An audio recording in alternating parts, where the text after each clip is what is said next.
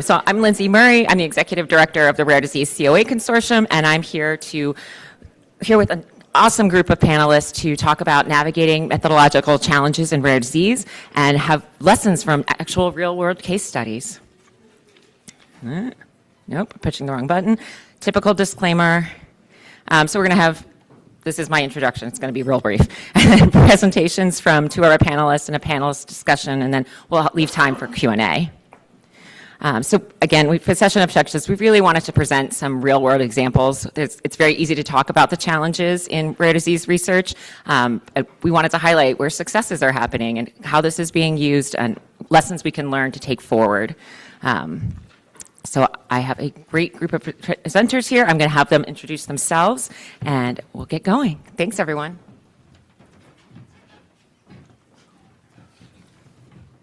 Good morning, everyone.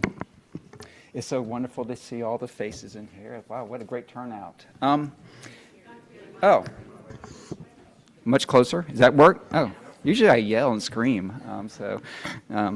All right, so good morning, everyone. I'm Bryce Reeve. I'm with the Duke University School of Medicine.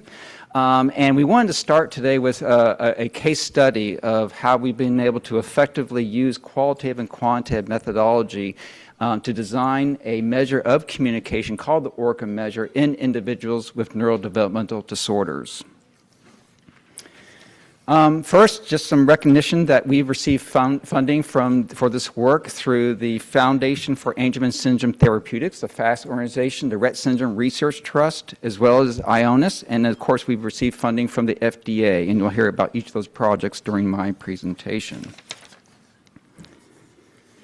For full disclosure, I am part of the development group of the ORCA measure. All right, on to the presentation. So neurodevelopmental disorders are the result of dysfunctional brain development and include a large heterogeneous group of rare and ultra-rare diseases or disorders that you see in the top of your slide. What these particular disorders have in common is impact in multiple areas of functioning, including cognition, communication, motor ability, as well as behaviors, as well as other areas of functioning. In surveys, parents identify that communication is rated by parents as well as caregivers as one of the highest priority areas they'd like to see improvement, as this has a meaningful impact on their daily lives and daily functioning. So therefore, oftentimes in clinical trials with these types of neurodevelopmental disorders, communication or communication ability is one of the high priority of outcomes that they want to measure in their trial. As you all are familiar, we have lots of different ways in our COA toolbox to assess communication. Because of the cognitive impairment in these individuals with the neurodevelopmental disorders, they are unable to self-report their own abilities. So we look for other sources or resources for these types of information. Oftentimes, we use performance-based measures to assess communications in the individual. However, these have limitations. Importantly, that clinician only sees that child in a very rare small window of time, which doesn't give the child to demonstrate all the different ways she or he can communicate.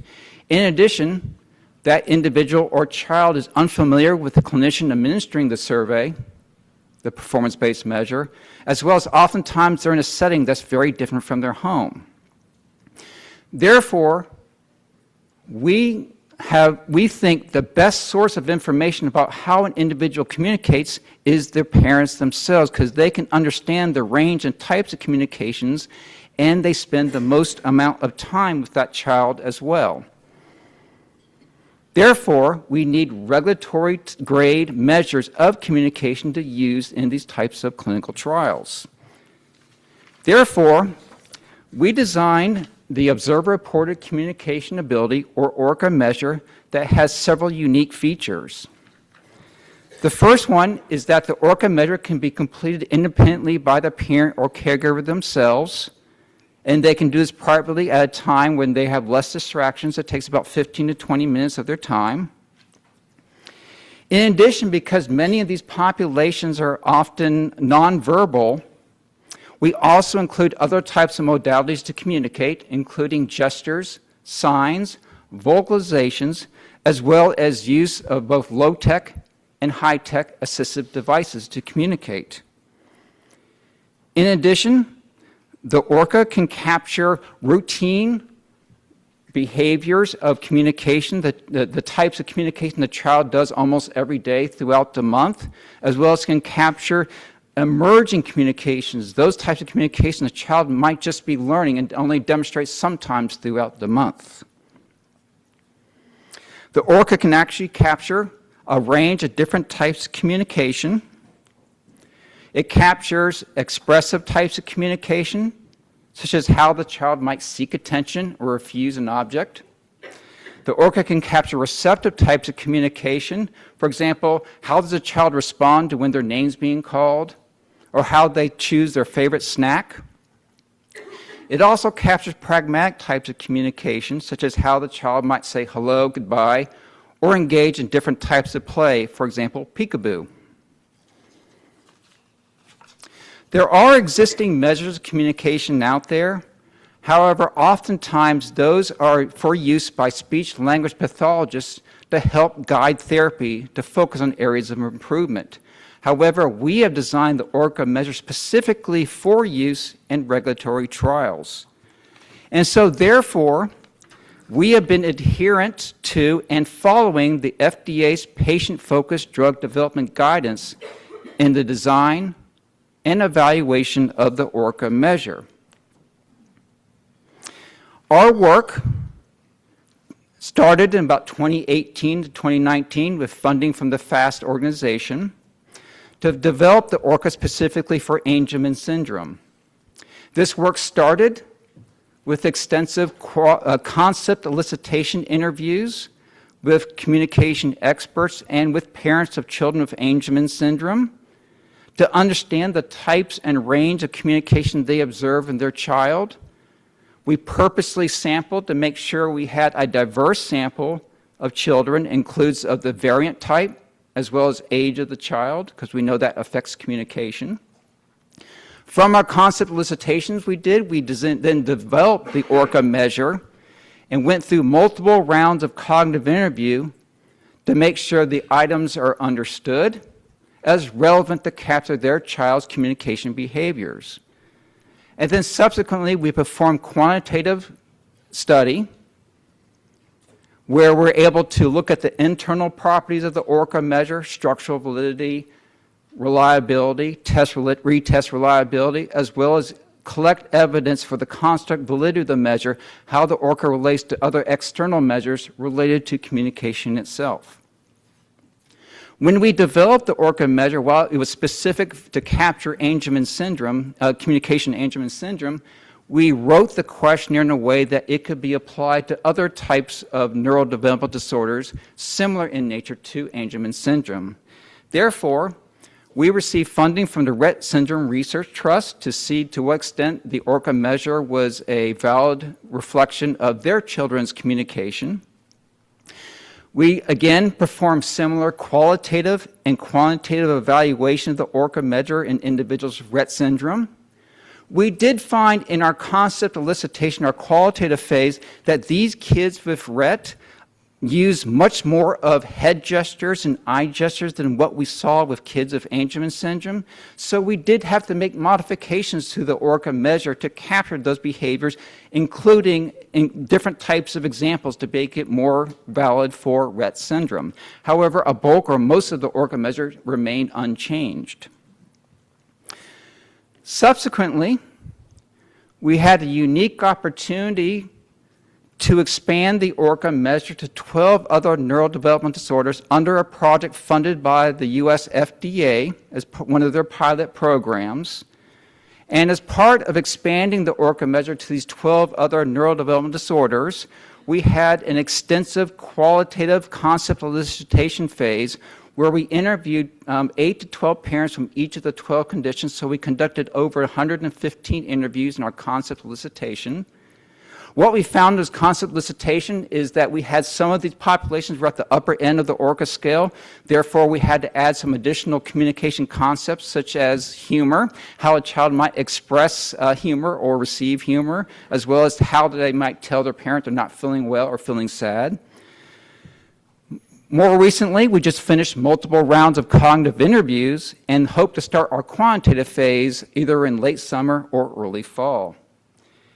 In parallel, we're also evaluating the ORCA measure in parents of typically developing children from 6 to 36 months of age. The reason we are doing this parallel analysis is to help with the interpretation of the ORCA score so we can see how one particular group compares in response to a typically developing child, maybe between 6 to 8 months of age, 9 to 12 months of age, 12 to 18, and so on. This work is conducted in collaboration with different advisory groups, including we meet monthly with the FDA, who helps to guide our particular work and review each successive study. We also meet monthly with a parent advisory group through COMBINEDBrain. Terry Jo is the head there, and includes representatives from each of our 12 conditions. We also have this external technical advisory group of clinicians, survey developers, parent advocates, as well as clinical trials to help guide our work as well. So in summary, I want to talk about some of the key lessons we've been able to glean from the ORCA project. First is, even though we are working with rare and sometimes ultra-rare diseases, we are still able to be adherent to the FDA's patient-focused drug development guidance, both for individual cases like Angelman syndrome or Rett, as well as what we're doing with these 12 neurodevelopmental disorders. Secondly, the qualitative work has been essential to understand and capture what does communication look like in these children across these range of NDDs, and that has informed the development of the ORCA measure, and we've been using qualitative methods to help provide evidence of the content validity of the ORCA measure. Third, quantitative methodology. We're still able to use methodologies like item response theory in these small, rare samples as well. It's required some artistic skills, but we're able to use these type of methodologies. And this methodology has helped us to provide evidence for the construct validity of the ORCA measure, as well as help to provide interpretable ORCA scores.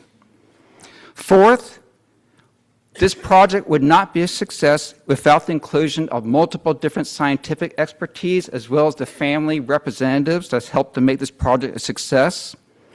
And then importantly, we have been building the ORCA measure in a pre-competitive space, so therefore it can benefit multiple types of populations. And I'll leave you just recognition that you hear me talk, but I am surrounded by an amazing group of investigators at Duke University.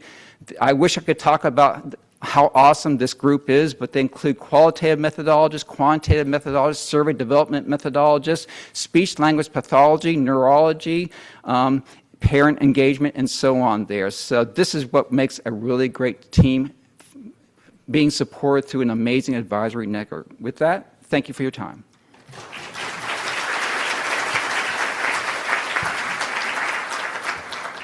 Thank you so much, Bryce. That was a great presentation. We're going to move now to our second presentation with Nicola Williamson.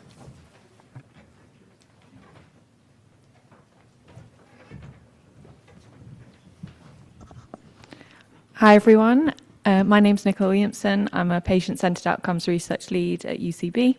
And yeah, I'm delighted to be here today to presenting some findings on a case study review of rare disease product approvals where qualitative evidence was submitted.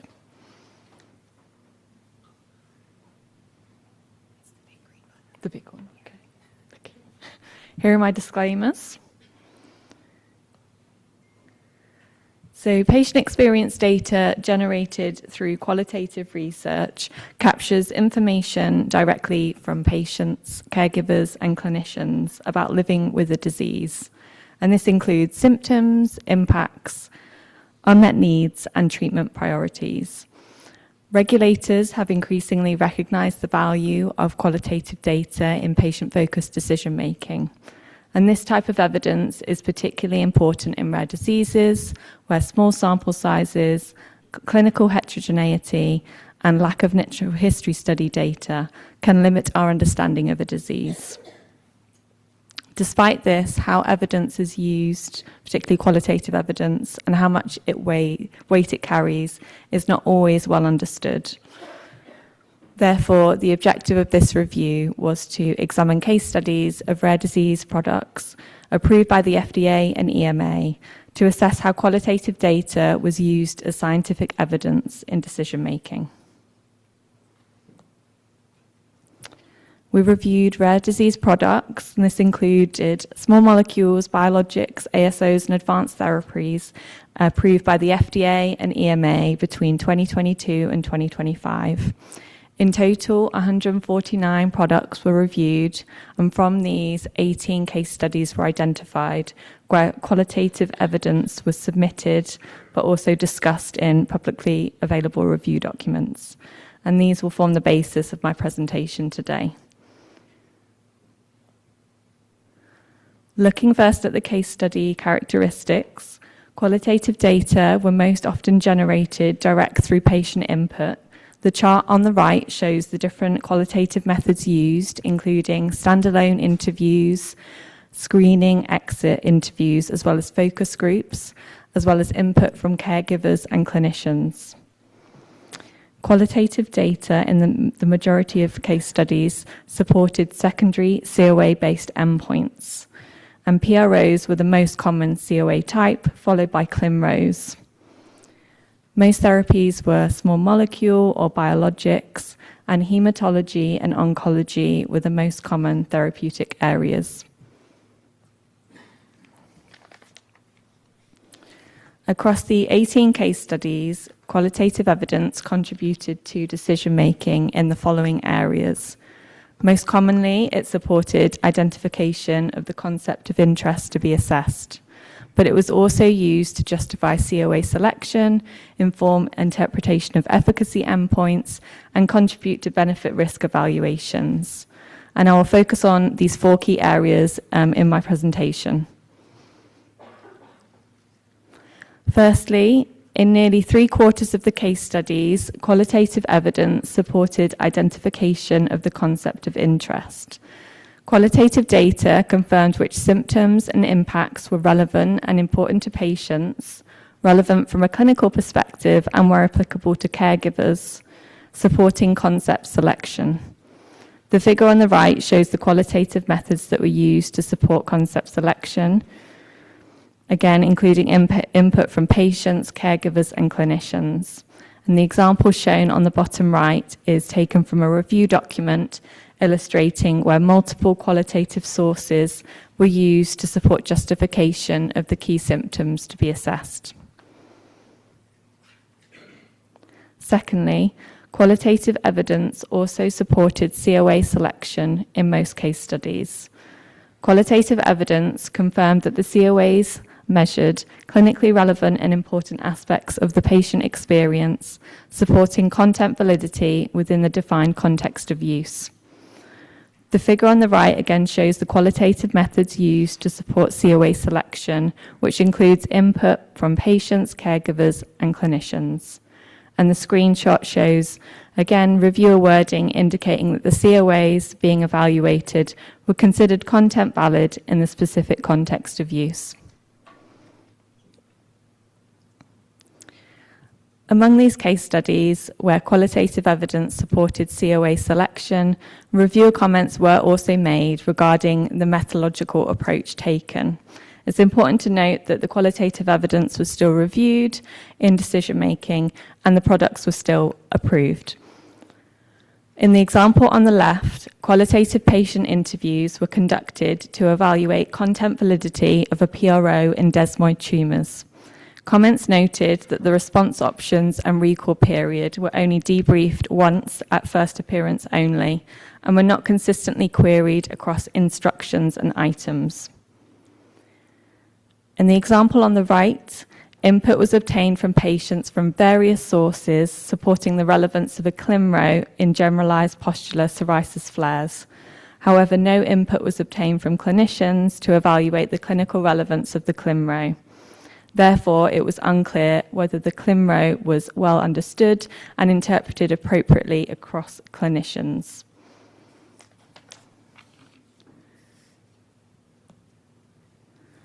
Moving on to the third theme, in several of the case studies, qualitative evidence provided contextual information for interpreting COA-based endpoints.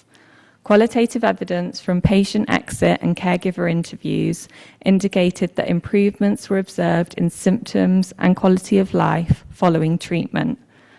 The quotes specifically state that pre-treatment expectations had been met, a positive effect was observed indicative of additional benefits, and that patients appeared to experience meaningful improvements in core signs, providing a positive impact in how patients felt and functioned. Qualitative evidence also provided contextual information to inform within-person meaningful change thresholds. In the example on the left, findings from anchor-based analysis and qualitative exit interviews in haemophilia A suggested that no change may be important. In the middle example, due to a lack of an appropriate anchor and small sample sizes, the evaluation of meaningful change of a CLIMRO relied solely on qualitative evidence. And in the example on the right, qualitative exit interview findings, along with PRO analysis, indicated that a category change for improvement of 1 point or more on the PGIS was considered to be meaningful. Again, while the qualitative data from these case studies informed meaningful change evaluation, comments were made on the methodological approach taken. In the case study on the left, qualitative exit interviews were conducted to explore meaningful change of a PRO, and this was specifically requested by the FDA. It was noted that the qualitative results were difficult to interpret as participants were queried on the smallest level of change, and the primary anchor was not used in the meaningful change exercises. Comments highlighted the importance of exploring improvement and worsening, exploring perception of what constitutes a meaningful change in terms of PGIS categories, and focusing on what patients consider meaningful rather than the smallest level of change. In the example on the left, qualitative research was conducted with patients and caregivers to explore meaningful change of a CLIMRO. And the comments related to the hypothetical nature of the meaningful change discussion that was not contextualized in relation to benefit-risk considerations. Despite these comments, the qualitative evidence was still reviewed and these products were still approved.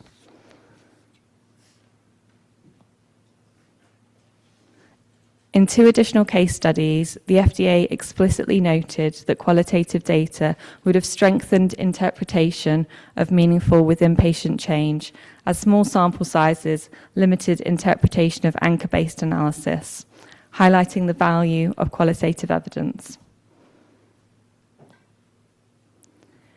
The final theme identified was that qualitative evidence contributed to benefit-risk evaluations.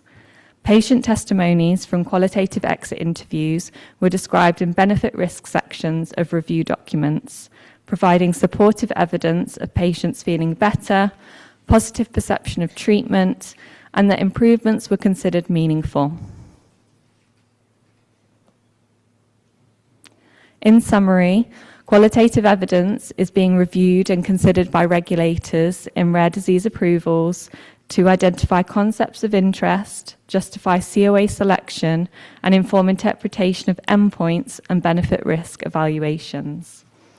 Qualitative data plays a critical role in rare diseases, providing first-hand insights into patient experience where there may be no or limited data. The case studies highlight the importance of rigorous, well-designed qualitative studies aligned with regulatory guidance and best practices, as well as thoughtful consideration to designing qualitative studies, particularly when the goal is to evaluate content validity and meaningful change of COAs. And with that, I'll hand back to Lindsey. Thank you.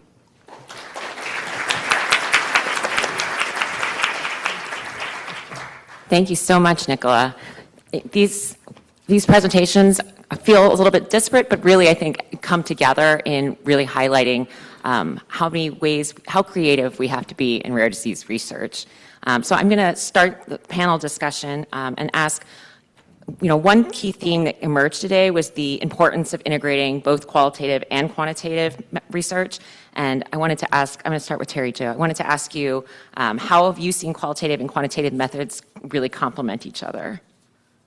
So I'm Terry Jo Bichell. I'm the CEO of COMBINEDBrain. I'm also a mom of a 27-year-old son with Angelman syndrome. Yay. So I can actually speak from both sides, the participant and the researcher. And I can tell you, the qualitative evidence, the qualitative interviews pick up so much more than the quantitative measurements. I can give you one example right off the bat.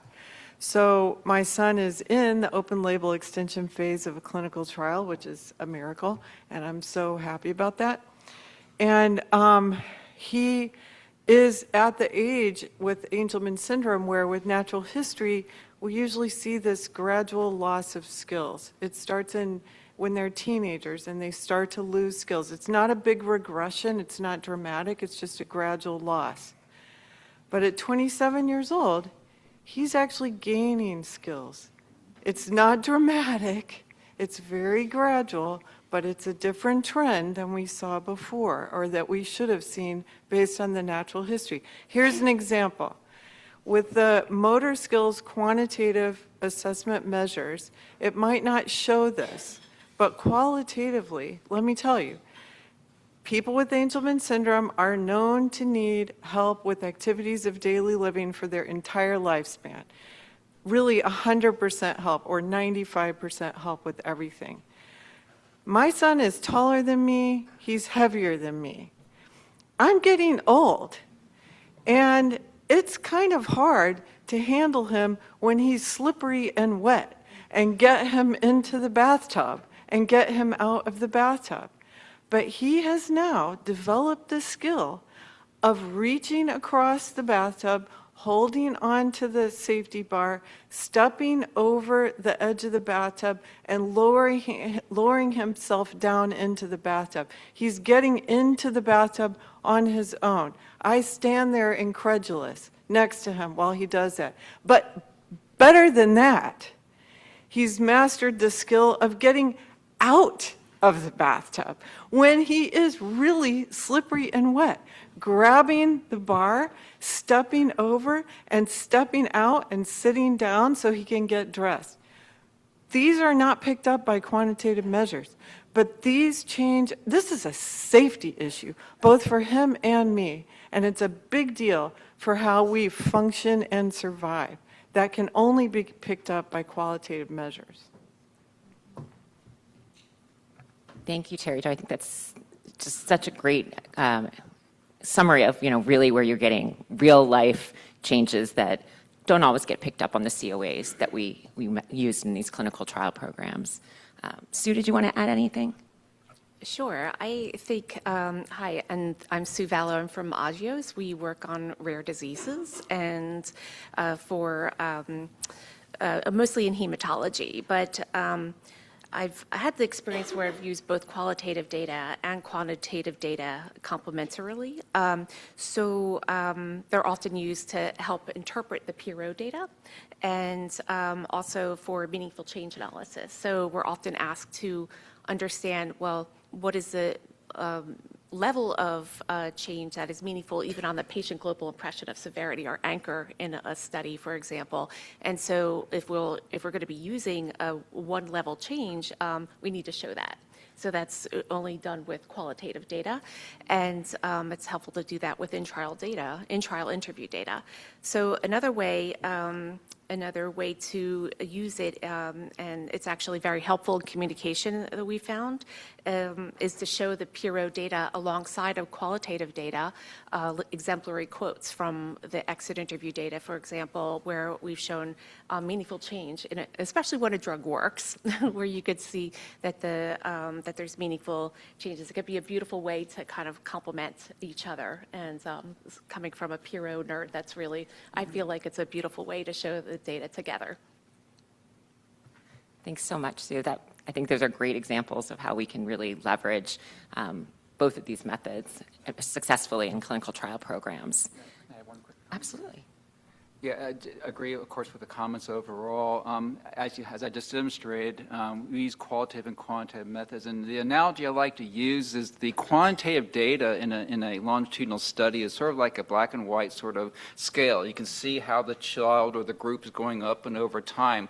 But to be able to understand what exactly does that mean by a 2-point change, a 5-point change, or what does it mean when a child's at a 35 or a 40 there, it's that rich qualitative data that colors the information that you have there. And so one example is Alison Berendt, who helps lead the FAST organization. She knows the ORCA scores really well there. And I'd say, I can always go to her and say, can you give me a good explanation? She can just say, well, at a score of 40, my child could do this and this and this, but my child can do these things. And I think the way that we can integrate changes in numbers there, but provide some context, some vignettes of what those scores represent, I think is a rich combination of both those methodologies.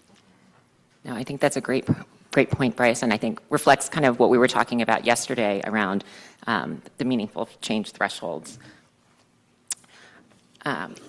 So the next question I have for the panel is, so we've seen that that generic COAs may not always be as sensitive to changes in rare disease populations as we'd like them to be, and so the ORCA addressed this project by developing a disease-specific tool and then for Angelman and then expanding it.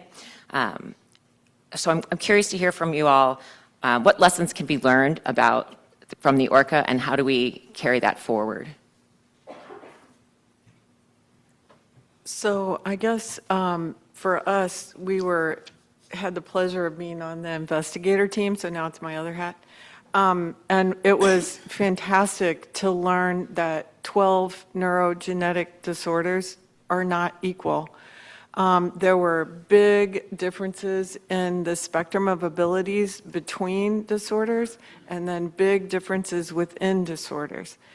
And the qualitative interviews really showed us what the ORCA could do, which was picking up all these core communication abilities. And it also showed us what it maybe was missing, which actually we were surprised. It didn't have as many gaps as we expected, I think. But, and it showed us which questions need to be reworded so that they could be understood by a wider variety of families. And it made the ORCA, the qualitative interviews made the ORCA a much better measure. I think it's going to really stand the test of time across a lot of disorders. Michelle, did you want to say something? So, good morning. This is, I live and breathe this work every day in the Office of Neuroscience. And, what we hear directly from our patient listening sessions and our PFDD meetings that we participate in when it comes to neurodevelopmental disabilities, DEEs, is a pretty same thing. We hear the same story. And we're not minimizing that in any way, is that I want to see a change in cognition, communication, motor, behavior, and if I have seizures too, right? Because seizures actually are not in all of them. And I want this change. And those are some big things. Those are some, the biggest domains we can tackle with already a lot of challenges in trying to do them, right? And a lot of us are in the same rooms, meetings throughout the years, banging our head, trying to find these solutions to measure it. And so we recognize that, and I think efforts where we're trying to actually get into when we talk about communication, because communication is probably one of the most hardest things for us to actually measure. We don't have a good measure. We do not, speech and swallowing are the two hardest things for us to actually try to use as endpoints right now. We don't have good measures. And, but we know communication is so critically important. And It's for many reasons. It's for a safety thing. Can child be able to communicate or adult be able to communicate if they are in harm's way? Is it the little things that we need to know that someone's all right or if they're in pain? The things that every family tells us that they struggle with, but they've learned and figured out over the years what that will look like for their child. And so I do think exploring opportunities to make sure we're optimizing, leveraging either these generic things or how do we make it work for that disease, because I think what the ORCA work has shared is, well, we still had to add things. It still was not, and we were still missing things if we want to try to make it broad spectrum, right? We have seen the use, and we go to these because they're readily available, testing that is meant for clinical practice that are screeners to help identify needed services. And they have a great purpose and reason for that, and we should not minimize that in any way. But when we apply them in the clinical trial setting, the sensitivity gets really weak. We're not really sure what exactly that precision is that we're actually measuring and how we would describe it. But we see that it is probably moving and something's going on, but can I raise it to the bar of being able to describe that reliably in a label, right? And that's where a lot of the questions come. Qualitative work is so important because it helps us understand what we need to measure, what does change look like. So my current couple bullet points of what I talk about is everyone heads to that quantitative, and my psychometricians are going to hate me in a couple of minutes for everything I'm about to say. We can quantitatively tell you that a 5-point change is meets that clinical meaningfulness aspect. But I don't know what a 5-point change actually looks like in a heterogeneous disease. And so you're asking me to have to make a regulatory decision on a 5-point change. And I don't know what a 5-point change looks like to Terry Jo's family or to Sue's family, because you've already told me that this is a heterogeneous disease and not every person's the same. And so the qualitative work is extremely important for us to get a sense of, well, this is what it can be. It's actually, my child can now get in and out of the bathtub safely. Okay, that's that's a big thing. We want to hear about that. And so we need to start thinking about this more a priori and not the afterthought when you're submitting your marketing application that, they're going to need to know what that means. We talk about a lot in our progressive diseases, or progressive rare diseases. And so there are diseases that have stable, I hate using that, I use those air quotes because there's no real stability, but there's not a true progression that we see in a natural history per se of significant progression. I'll put it that way, frame it that way. And what we hear from families outside of a curative opportunity for treatment, and you guys all know I really want to find cures and treatments for all my diseases so I can retire, is what people are looking for is either some type of improvement or some type of stability where they can maintain where they're at when we are trying to look at therapies that are targeting the underlying pathophysiology of disease. And so apparently it was a shocking statement in November when I said this at the RISE meeting. Terry Jo was there, and Terry Jo is the coolest person you guys will ever meet. Like, her background, she doesn't do herself justice. I will always be her pep girl. She had that background. But she heard us say this at this meeting, which was, we understand that we have to figure out how to handle this now, as I say this. No change may be a good thing in a clinical trial result in a progressive rare disease because it means that they did not progress, right? That is a good thing. But that goes against our mindset, right? From a methodological standpoint, we want to see improvement, right? We don't know how to handle no change. But no change could be a very good thing based on that disease. And we have to learn how to become comfortable with that, okay? Because that actually may mean something. And this is where we talk about good natural history, to understand progression and all that kind of stuff. The other thing is rare disease is both pediatric and adult. So we definitely talk a lot about pediatrics here because that was the charge of the Rare Disease Consortium, COA Consortium. But there are adults that develop rare diseases as they age. The other thing we have to come into consideration is the lifespan of the disease and that spectrum of severity. And what does that look like when everyone wants to have an all-comers trial? So you may have a disease that has an infantile form that is typically the most severe form of that disease versus maybe a more toddler adolescent form that's a little milder than that, but still may have functional impact in everyday life. And then you may have an adult onset, which is the more modest form, right? It has a very, very different way of what is impactful. And you want to develop your trial because it's genetic based, of course, right? There's a gene we're targeting somehow. And how do we handle that and measuring all those different things? Because you want to say, Michelle, we're going to enroll 6 months to 60 years old. True story, because we see it every day in your protocols that come in. How do we select COAs in a relevant way to capture that lifespan and that severity level? And good qualitative work is going to be needed to kind of figure that out. And how are we going to face that challenge? How are we going to identify the participants that you're going to actually power your trial on, right? My last thing is, and I said this on Wednesday at the Rare Disease COA Consortium, and this will really upset you psychometricians. In rare disease, there is no psychometrically perfect instrument. It's not achievable. We don't have the sample size to do the rigor we want to do. We can't. The smallest IND I ever reviewed at the time had 2 patients in it. The smallest BLA I reviewed for approval was 12. Okay. Guess what? Statistics aren't really helpful. Okay. Now, we still use them. We still got to power that study. We still got to have them. But I'm going to be looking at individual level patient stuff, right? Because nothing's going to tell us. What Robin said yesterday, I think sometimes maybe got glossed over when we talk about the PFD guidance series. That guidance series should be used for the different aspects of what your needs are, because there's good methodological information. If you're just trying to collect good, rigorous data in your patient group, you want to build a natural history. It talks about how do you just start building good data collection. But I also think what's important is thinking about what you can achieve from a quantitative psychometric perspective with your population and your sample size, and what can be done and what may be difficult, and have those conversations early with us. So we know, so we can be on the same page, so we understand what's going on, so we can figure out what is really critical that we need. It gets harder when there's surprises, when we find out that nothing was done and you're like, we could have done something.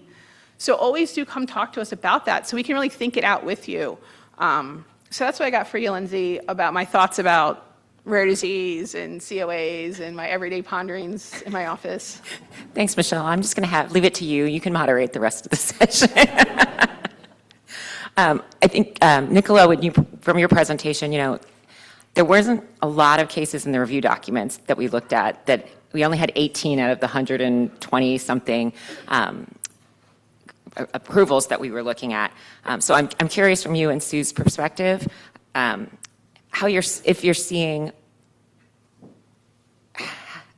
have you seen kind of regulatory acceptance of this qualitative data evolve over time? Because we don't have the historic data from before our case study, but just from your personal experiences. So I'm not going to say it's a requirement now, because it isn't, but it's been used and been asked for, especially from the FDA, many times over the past, I'd say, at least 5 years now. Not so much from the EMA. Oftentimes, we've been asked for accelerated reviews, and this is not unique to rare diseases, though, but we do see it more in the more rare diseases. And even we've been asked for screening interviews as well. So, and asks for looking at to look at the interview guide. I find that incredibly helpful because it just shows that, to the come early, come often. I find that the collaborative nature it's been super helpful, and it's been building that collaboration more, I think, between the FDA and industry. And I think now it's more of the challenge to get our internal folks to agree to do the exit interviews or the other kinds of in-trial interviews. But that also just takes a lot of collaboration as well, and showing what the value is, and stronger arguments. But they're coming along as well. Yeah. And in terms of the case study reviews, I think, what was a really key finding from those was that across those 18 case studies, the FDA had consistently commented on the qualitative evidence in the review documents, so that was really insightful. So that happened across all 18, whereas in terms of the EMA, there were only 4 cases out of the 18 where there were explicit comments by the EMA. So yeah, there's still quite a difference in terms of the different regulators, but I think it's encouraging. I was surprised to see any mention in the EMA documents. It was more kind of just summarizing the data that had been submitted, whereas the FDA comments were, you could tell that they really understood the qualitative data that had been submitted and were scrutinizing it as well, which is great to see. And, that can ensure that we're doing a better research and methodological rigorous research as well. Thank you so much. Those are great nuggets to kind of pull out from your experiences and what you found in the literature or in the approval documentation. So my next question to the panel is, Bryce did a great job of the ORCA measure is a great example of starting in one disease and expanding to others and what we can learn from that. So I'm curious from all of your perspective, how can lessons learned from a project like this or when you're doing work in one disease and want to expand, how can we move those lessons learned from one disease to other areas? Sure. Yeah. So I really like looking at adjacent diseases where there might be a similar concept or a similar disease that the patients experience. For example, in hematology, a lot of it is fatigue. And so we're looking at a lot of the promise measures, for example, and then might need to do qualitative research around those to support the content relevance and validity of those. But that can actually be really helpful as you get to know the different disease areas and really hone in on is it the symptoms or the impacts that really matter? Because what we're finding also is that in similar disease areas, if you ask a patient, for example, if they're fatigued, they might say, "Oh, I'm fatigued, but I'm okay today." And then in the measure or in that question, they might say slight fatigue or even none, and just because they've gotten used to it. But then if you're asking about impacts, that's where you really see the differences. And so then you can hone in on even in, for example, promise measures, where some of the promise measures really hone more on the impacts, for example. So that's kind of very helpful and helps save time too. And then you could leverage some of the psychometric work as well. But it's just like, I don't think we have time in rare diseases to do a lot of new development. And I think that 20 years ago, as the new draft guidance came out, we were thinking, oh my gosh, we have to develop new measures all the time. And then luckily, now we have examples like ORCA where we can adapt them.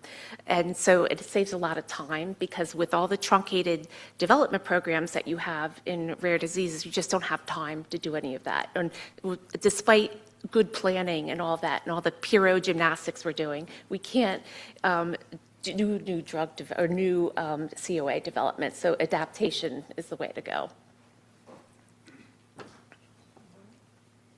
Okay.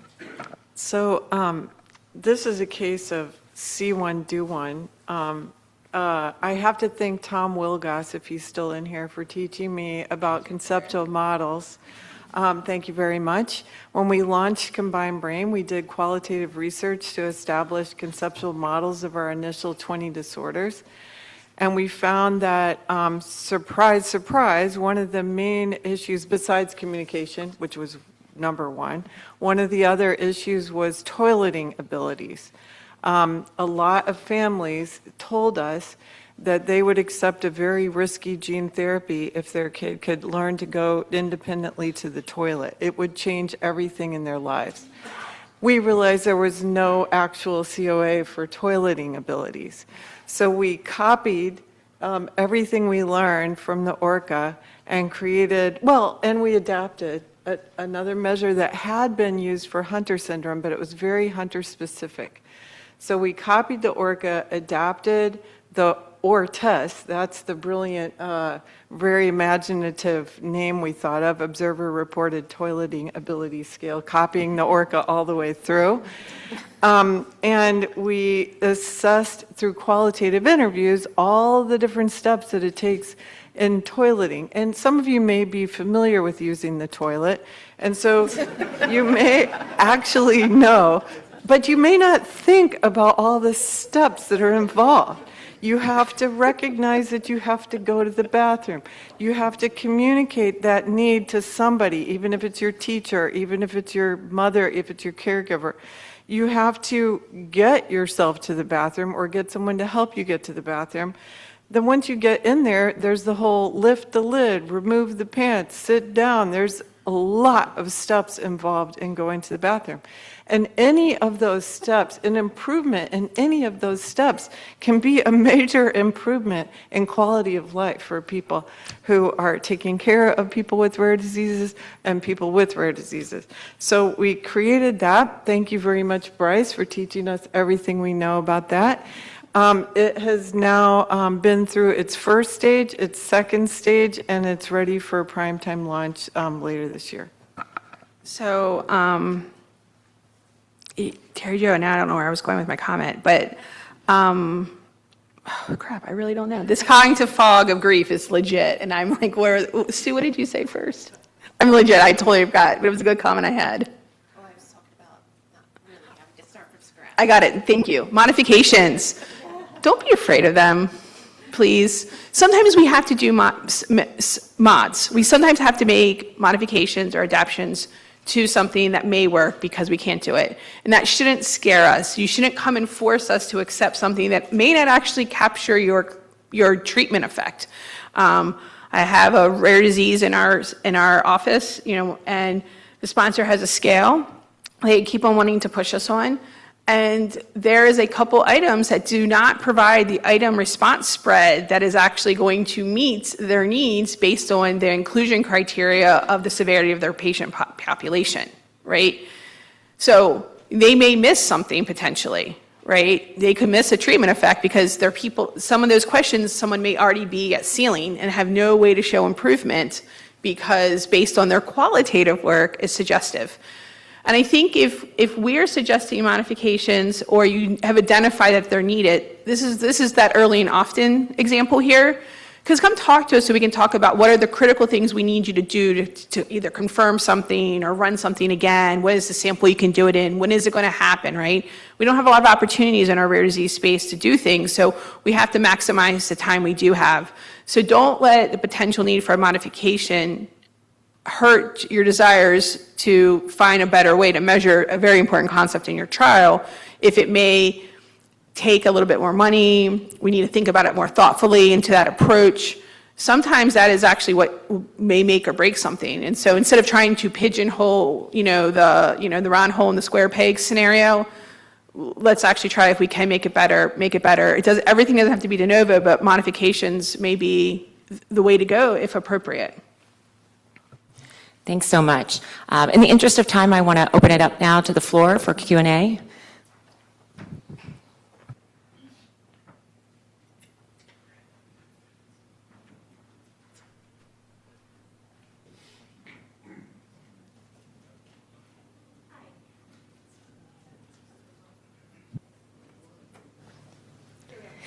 Hi, I'm Shana Dodge from the Association for Frontotemporal Degeneration, and it's adult onset progressive rare condition that's very heterogeneous, and at the risk of, with only a few minutes, maybe stepping on a taboo topic, I'm curious your perspectives on something like goal attainment scaling or these sort of individualized, I think I know Michelle's perspective, but would love to hear it in this public forum.